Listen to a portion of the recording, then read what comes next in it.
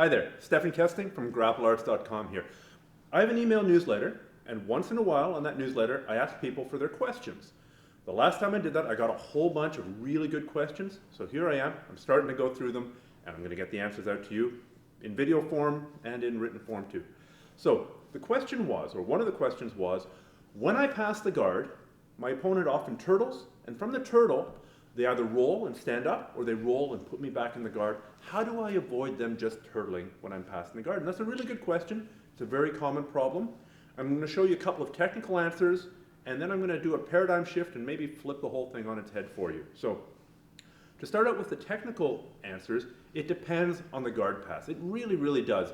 Every guard pass has a different answer, and then there are some solutions at the end for when you've got the guy inside mount. So I'm going to call my training partner in here, Richie, and we're going to start in the guard.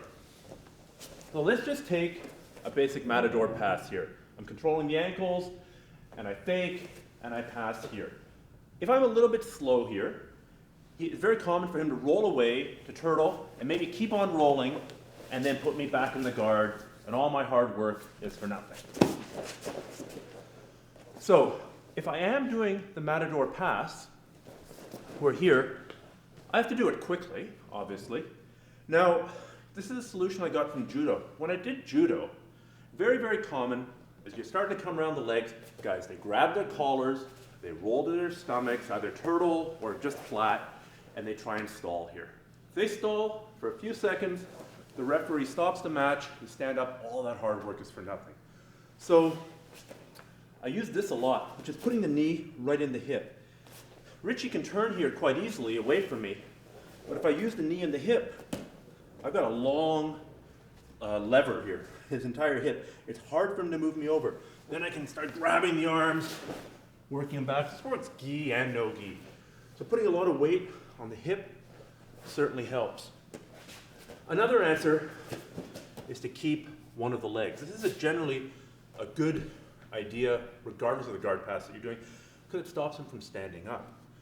So let's take an entirely different guard pass.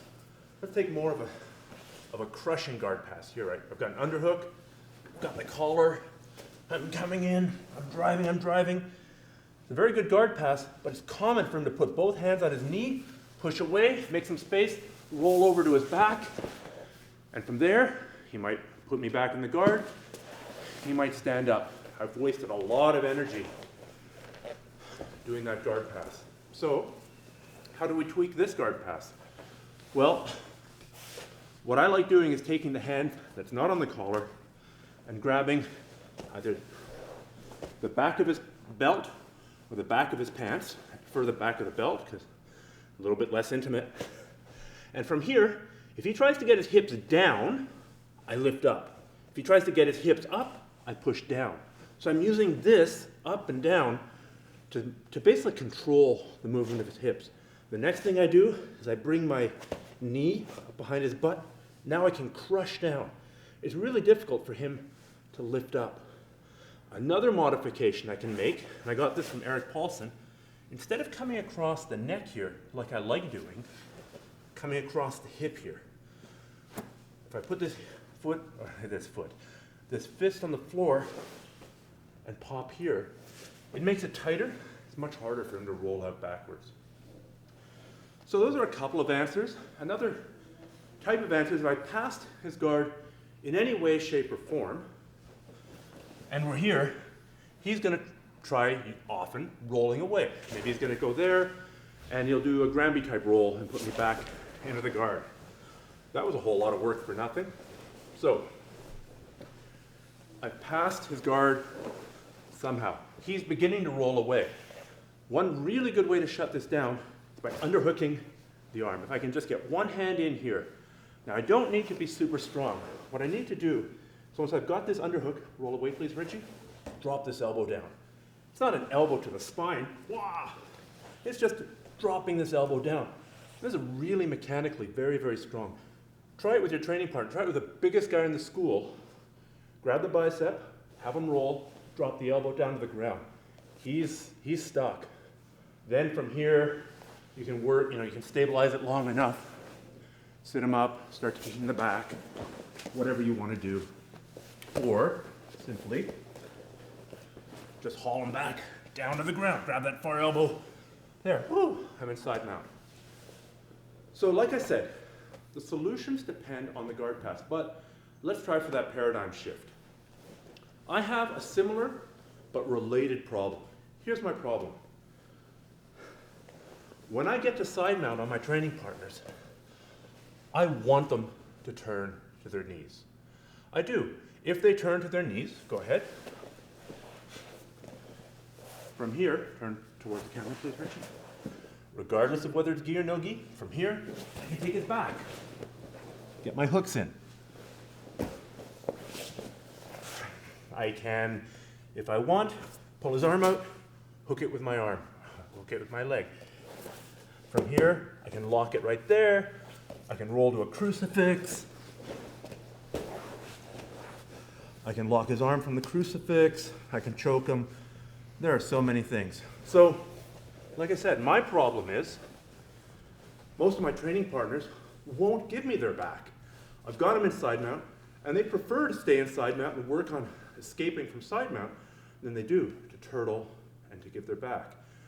So, don't take the person turtling as a bad thing. They're giving you a gift. It's a huge opportunity. You need to do a couple of things to take advantage of it. For example, let's say I do a leg toss pass and Richie turtles. I have to move. He's only going to be here for a second. What I'm going to start doing is take this knee, I'll show on the other side, take this knee and aim it right for here. I'm going to basically drop my knee between the tricep and the thigh and spin to the side. Now I can put my weight on. So that might look like it's speed. Come here please, Richie. I'm doing this guard pass. He rolls, he rolls, he rolls. See how that knee fit right in here? From here I can start using this to pull the arm out, start hooking it. He's now more in a position for a reverse rolling kimura. So we're here. Just tapping out early, which is nice. So drop that knee, come onto your knees again please. As soon as your partner hits this position, get used to taking your knee and dropping it in that space, this space right here. Or if you're a wrestler kind of guy and you like working from the front, as soon as your partner hits turtle, get your front headlock.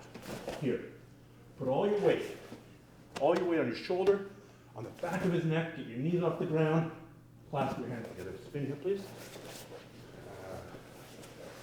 Rotate this way. So I've just passed his guard, he's given me turtle, put all my weight on here, clasp my hands together. From there, there's a ton of attacks you can do.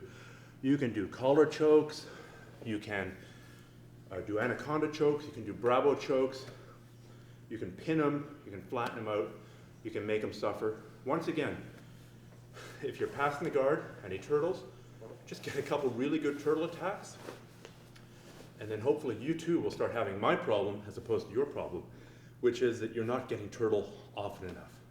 Now, just to finish, if you want to get more information like this, more tips like this, if you want to be part of the conversation at grapplearts.com, I strongly suggest you go to the newsletter page and sign up. First of all, you get a whole bunch of really cool email tips. Secondly, I'll give you my roadmap for Brazilian Jiu-Jitsu for free. I will never share or sell your email. And finally, there's an unsubscribe link on the bottom of every single email that I'll ever send to you. So if you don't like what I'm sending you, you can unsubscribe right away. So go to grapplearts.com, find the newsletter link, and sign up today. And I hope you enjoyed what I showed you.